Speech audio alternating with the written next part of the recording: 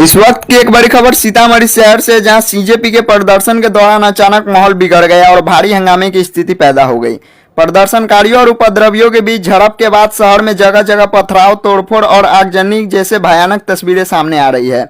उपद्रवियों के निशाने पर भाजपा नेता श्याम नंदन किशोर प्रसाद की गाड़ी आ गई, जिसमें तोड़फोड़ करने के बाद आग के हवाले कर दिया गया। देखिए हमारी ये खास रिपोर्ट।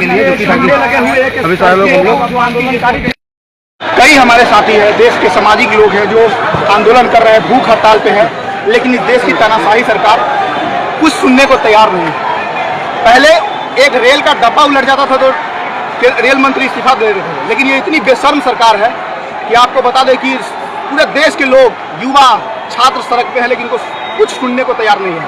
मैं इस सोई हुई सरकार को भीम आर्मी के राष्ट्रीय अध्यक्ष भाई एडवोकेट चंद्रशेखर आजाद जी, नगीना सांसद, उन्होंने आह्वान किया था कि 25 तारीख को शांतिपूर्ण तरीके से हम लोग राष्ट्रपति के नाम ज्ञापन सौंपेंगे डीएम समाहरणालय परिसर में। तो आज हम लोग पूरी तादाद में भीम आर्मी अम्बेडकर छात्रावास के छात्र आए हैं और तमाम लोग डीएम साहब से हमारी कल 1-1.5 घंटा वार्ता हुआ, एसपी साहब से, सदर एसडीपीओ साहब से, और तमाम लोगों ने कहा कि शांतिपूर्ण तरीके से कल। प्रशासन के लोगों ने, क्या लग रहा है इस सरकार में युवाओं को नहीं सुना जा रहा है? बिल्कुल नहीं सुना है। इससे अच्छा तो हमको लगता है कि जो राजतंत्र था वो सही था कि राजा अपने मन से करते थे, लेकिन यहाँ लोकतंत्र होने के बावजूद भी सरकार बिल्कुल सुनने को तैयार नहीं है कि इस देश में कौन मर रहा है, कौन जी रहा है, उसे कोई मतलब नहीं है।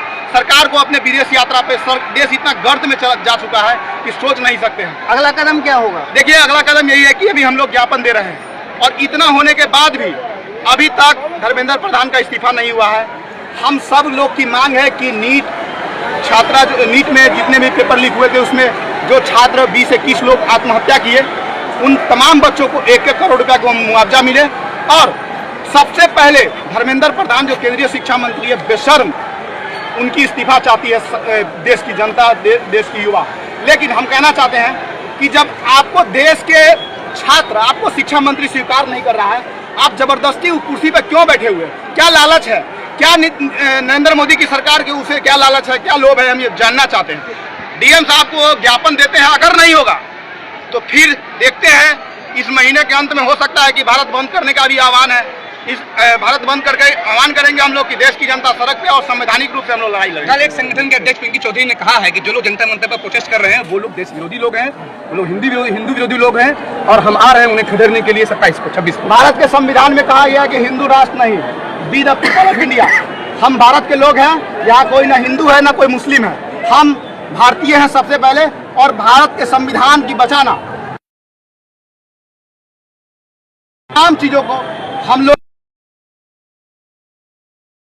और ये संविधान जब तक है, इस देश के एक-एक लोग मंत्री हो, तमाम लोग की स्थिति खराब हो जाती, खूबसूरती है, लेकिन देखेंगे पाकिस्तान पलट ऐसे ही हुआ। लेकिन